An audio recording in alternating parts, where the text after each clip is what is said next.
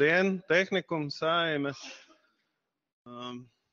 Jāsaka, šī nedēļa tiešām ir tāda vētraina bijusi, neskatoties visai tai dinamikai un tā, kas jau ir tā ikdiena.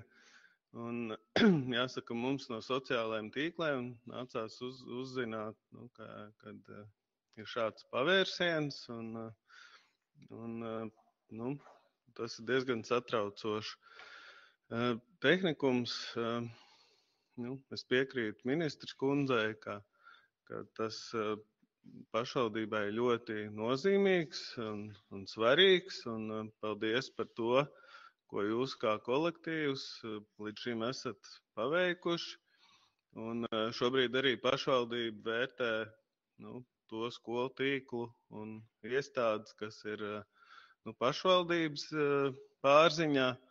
Un mēs redzam, ka tehnikuma loma pieaugs nākotnē vēl vairāk. Un tāpēc mums ļoti būtiski ir, ka ir stabilitāte un attīstība, un šādi pavērsieni ir kā tāda vētra ūdens glāzē, un šobrīd jādara viss, lai tas nomierinātos un varam iet uz priekšu.